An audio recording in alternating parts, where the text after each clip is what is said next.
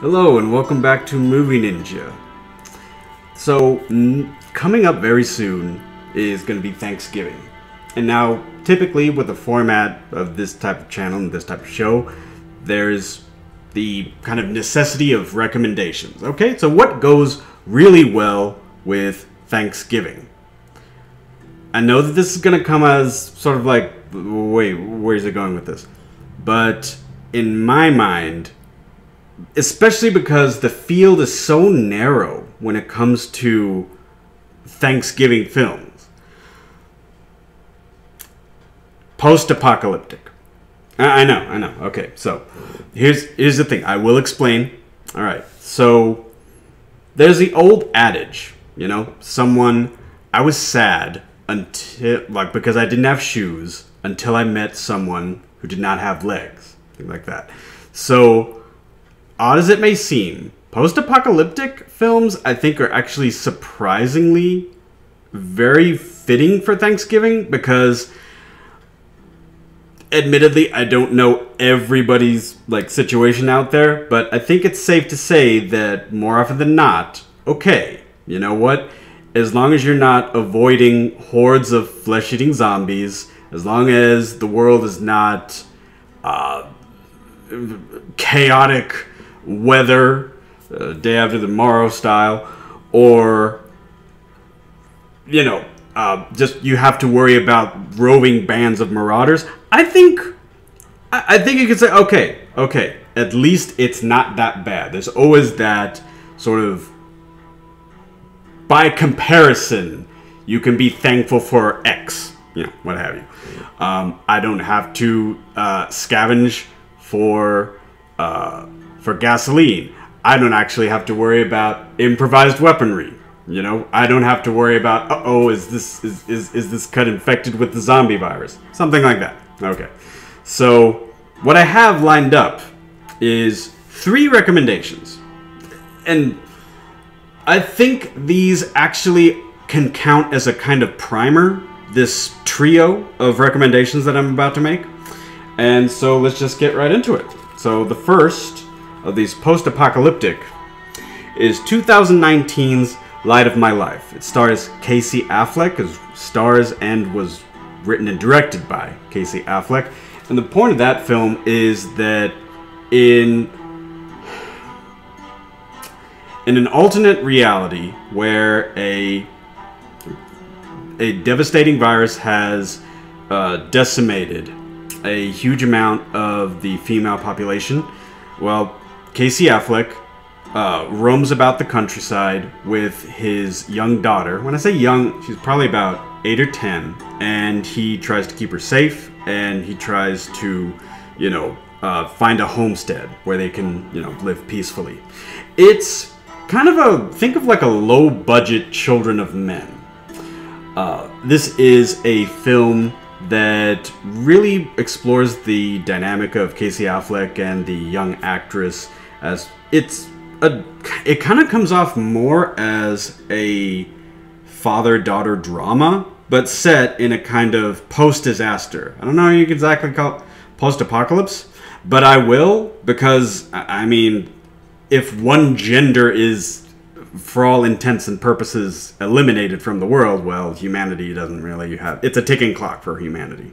But still, it's pretty easily accessible. It's not particularly violent. There's not There's some language, not really harsh, and I think it's one to kind of ease into this sort of subgenre of film, to where, okay, this is fairly approachable. It's not, like I said, it's not ultra gory. There's not too much to really dissuade someone from, you know, just taking it in and enjoying it. I will say it's a little bit of slow pace, but that's kind of what you have. It's a smaller budget film, and so, I mean, that's just one of the drawbacks. But overall, I would say it's a good to kind of if you've never seen a post-apocalyptic film, like I said, it's kind of a lower budget Children of Men, child of a guy or something. But I think it's still, I think it would still make for a decent post-apocalyptic entry in this. Okay. Now, The second selection on this is 2013's Snowpiercer, directed by one Mr. Bong Joon-ho. And if that name sounds familiar, well, there's a good reason for that, because recently, I know I'm about to date this, but recently he won the Oscar for Best Picture for his film Parasite. And this is one of his earlier projects. So the man has won a Best Picture Oscar. Okay, so I mean, let's just kind of give this as a little bit of a given that this is going to be a good film.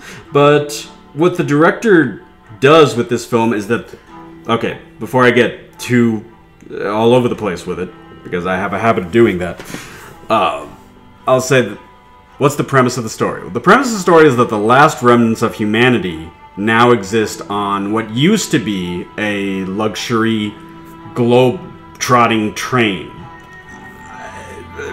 Alternate reality. Just like, instead of taking planes all over the world, people took trains for some reason. Anyways, on what used to be a luxury train is the last remnants of humanity. Now, unfortunately, humanity in this particular setting is segregated by pretty harsh strata of classes. So if you're in the back of the train, then you are not... How to phrase this? If you're in the back of the train, your life sucks. Long and short of it. If you're in the middle of the train, it's okay. Much better than in the back of the train. And if you're in the front of the train, that's the elite class. So, and that's a big part of the ideas that are shared throughout Snowpiercer is, you know, class stagnation, revolution, and essentially it's kind of like Streets of Rage on a train.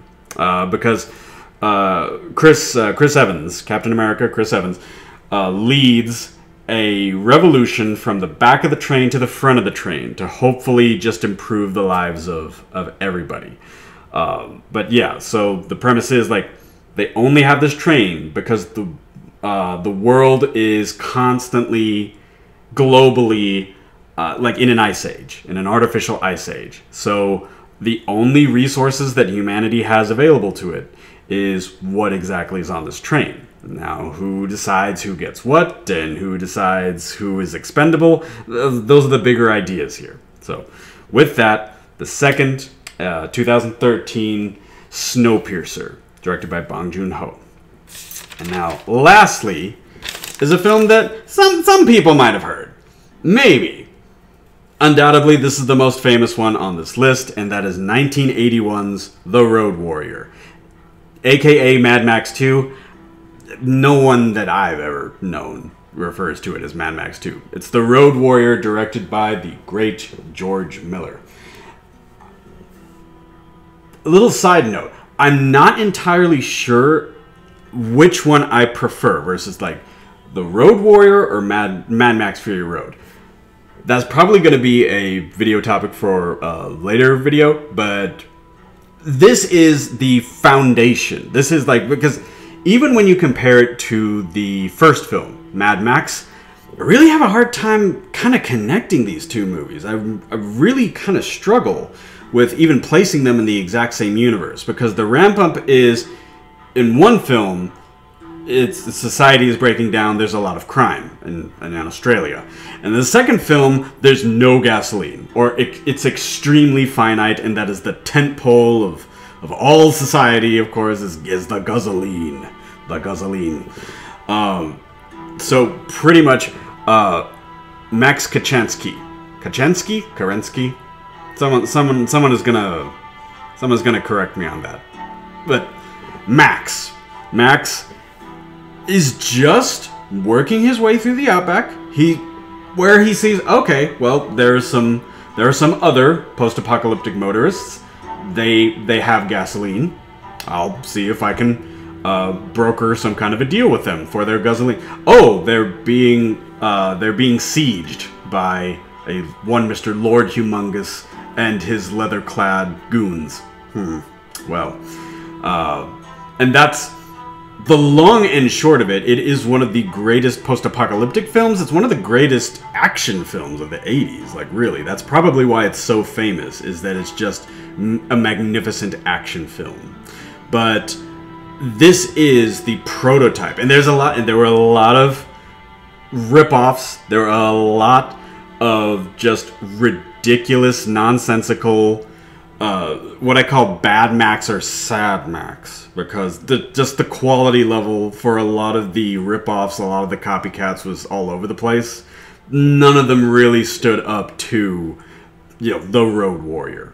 So once again, okay, these are my trio of post-apocalyptic films. At the very least, you can say, well, at least this isn't my life, There's a lot, especially this time around the year, this time of the holidays, we are glad for the things that we have, but it's also very, very stressful, for a number of reasons, And I'm speaking very generally,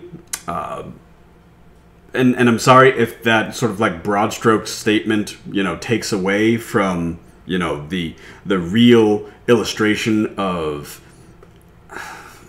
seasonal stress or even ramped up to existential angst. But this is a kind of a tradition that I've had for several years now, is where I look for or revisit post-apocalyptic movies that at the very least you could say like, wow, okay, at least I didn't have to worry about, being overwhelmed by zombies.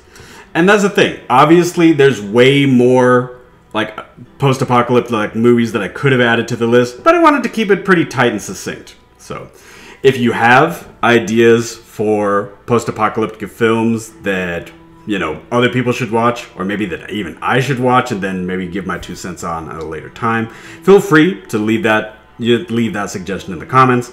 And that's going to be it for right now. I appreciate if you made it to this point. You are a champion. Thank you so much for giving me just a few minutes of your time to just make some simple recommendations for Thanksgiving viewing.